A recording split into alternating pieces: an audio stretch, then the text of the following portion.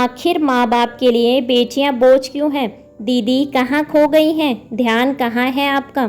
आप गैस के सामने खड़ी हो और दूध उफन कर नीचे गिर रहा है, लेकिन आपको ख्याल है ही नहीं। जब छोटी बहन सविता ने मुझे कहा तो मेरी तंद्रा टूटी। मैंने जल्दी से गैस बंद किया और गैस साफ करते करते ही कहा, कुछ नहीं, बस ऐसे ही। मैं जानती हूँ दीदी, आप आरती के बारे में सोच रही हैं ना? हाँ, सोच तो उसी के बारे में रही हूँ। बहुत सोचने पर भी दिमाग काम नहीं कर रहा है। आरती गोरे रंग की सुंदर पढ़ी लिखी इंजीनियर लड़की है। ईश्वर ने हर गुण से नवाजा है उसे, और आरती ने भी अपनी मेहनत और लगन से अपने गुणों को निखारा है। 25 लाख का पैकेज है उसका। इतनी सर्वगुण संपन्न लड़की को जब लड़के वाले ना कहते हैं तो एक माँ के दिल को ठेस तो पहुँचेगी ना। आज 7वीं बार लड़के वाले आरती को देखने आए हैं।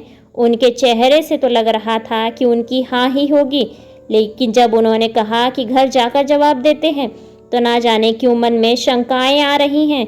दीदी आइए, हम हॉल में आराम से बैठकर बात करते हैं। हॉल में कूलर चालू कर आराम से सोफे पर बैठी तो थोड़ा सा सुकून मिला। सुबह से लड़के वालों की आव भगत करते करते बहुत थकान महसूस हो रही थी। ऊपर से मन में चिंता थी कि कहीं इस बार फिर लड़के वाले ना कह दें। दीदी इस बार उम्मीद तो पूरी है कि लड़के वालों की हाँ ही होगी। देखा नहीं आपने कि लड़का और उसकी मम्मी किस प्यार भरी निगाहों से आरती को निहार रहे थे। लड़के की मम्मी ने तो कह भी दिया था उसे तो आरती बहुत पसंद है। अब निर्णय सिर्फ लड़के के ऊपर है। ऐसा पहली बार थोड़ी है। हर बार लड़के वालों के चेहरे से, उनके हाव भाव से हमें ऐसा ही लगता है कि इस बार लड़के वाले हाँ ही करेंगे, लेकिन हर कोई घर जाने पर दूसरे दिन फ़ोन पर अपनी ना बताता है। कुछ समझ में नहीं आ रहा है, आखिर ऐसा क्यों हो रहा है। एक्सीडेंट में तेरे जीजा जी गए तब आरती 5 साल की थी और रोहन 2 साल का था। एक्सीडेंट में रोहन के दोनों पैर चले गए थे।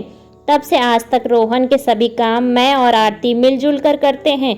किसी तरह सिलाई कढ़ाई करके मैंने आरती को पढ़ाया।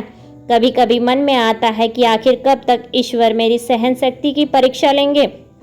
तेरे जीजा जी के जाने के बाद पूरे 20 साल से घर गृहस्थी का बोझ उठा रही हूँ। सभी रिश्तेदारों ने हमसे मुंह मोड़ लिया था, क्योंकि उन्हें लगता था कि कहीं मैं उनसे कुछ सहायता ना मांग लूँ। कहते हैं कि बुढ़ापे में बेटा हमारा सहारा होता है, लेकिन यहाँ पर तो 22 साल के जवान बेटे को मेरे सहारे की ज़रूरत है। सोचती हूँ कि एक बार आरती के हाथ पीले हो जाएं तो कम से कम एक बोझ से मुक्ति मिले, लेकिन ना जाने मेरी किस्मत कैसी है कि इतनी सर्वगुण संपन्न लड़की भी लड़के वालों को पसंद नहीं आ रही है। मेरी तो कुछ समझ में नहीं आ रहा है। क्या आपने कभी आरती से इस बारे में बात की? अरे लड़के वालों की तरफ से ना हो रही है तो इसके लिए मैं आरती से क्या बात करूं? दीदी शायद आपका इस बात पर ध्यान नहीं है कि जब भी लड़के वाले उसे देखने आते हैं पहले वो खुश होते हैं। उनके चेहरे से लगता है कि उनकी हाँ ही होगी, लेकिन जब लड़का और लड़की अकेले में मिलते हैं उसके बाद लड़के के चेहरे पर थोड़ी सी उदासी दिखती है। क्या आपने इस पर ध्यान नहीं दिया? मेरा तो इस बात पर ध्यान ही नहीं गया। तेरे कहने का क्या मतलब है? कहीं आरती लड़के से ऐसी कोई बात तो नहीं कहती जो उन्हें नापसंद हो?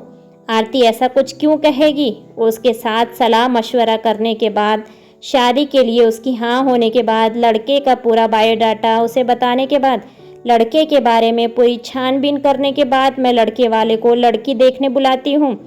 हर लड़के के लिए मैंने पहले आरती की राय जानी है, फिर वो ऐसी बात कैसे करेगी जिससे लड़का उसे ना कह दे। दीदी फिर भी मुझे लगता है कि इस बार तुम्हें एक बार आरती से बात करनी चाहिए। इतने में आरती सभी के लिए नाश्ता लेकर आई। मम्मी और मौसी, लीजिए नाश्ता कीजिए। मैं एकदम से बोल पड़ी, नाश्ता बाद में करेंगे, पहले ये बता, जब तू लड़के से अकेले में मिलती है तो उसे ऐसा क्या कह देती है जिससे तुझसे मिलने के बाद उसके चेहरे का रंग ही बदल जाता है? तुझे आज तक जितने भी लड़के देखने आए सभी के चेहरे से लगता है कि तू उन्हें पसंद है, लेकिन बाद में वे कहते हैं कि घर जाकर जवाब देंगे और उनका जवाब ना होता है। कितनी मुश्किलों से अपने अरमानों का गला घोटकर तुम दोनों भाई बहनों को मैंने अकेले ही पाला है। समाज के कितने ताने सहे। रोहन को तो जिंदगी भर मुझे संभालना ही है। कम से कम तेरा बोझ तो सर से उतरे, मुझे थोड़ी सी शांति तो मिले। लेकिन नहीं, मेरी तो किस्मत ही फूटी है। थक गई हूँ मैं बोझ उठाते उठाते। मैं बुरी तरह फट पड़ी। मम्मी, मैं आपके उसी बोझ को तो कम करने की बात करती हूँ सबसे। आरती धीरे से बुदबुदाई। क्या मतलब है तेरा? मैं कुछ समझी नहीं। मम्मी, मुझे अच्छे से पता है कि आपने हम दोनों भाई बहनों के लिए क्या क्या कुर्बानियाँ दी हैं। पापा गए तब आपकी उम्र सिर्फ 28 साल की थी। आप चाहती तो दूसरी शादी भी कर सकती थी, लेकिन आपने हमारी वजह से ऐसा नहीं किया। हमारी खुशियों के लिए आपने अपनी हर खुशी को नज़रअंदाज कर दिया। माना कि अभी आप तंदुरुस्त हैं, लेकिन आपकी भी उम्र हो रही है। धीरे धीरे आपको भी थकान आएगी। मैं ससुराल चली जाऊंगी तो रोहन की देखभाल कौन करेगा?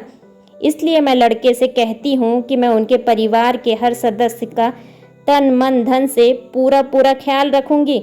सास ससुर जी का दिलो जान से सेवा करूंगी, लेकिन मेरी भी एक शर्त है।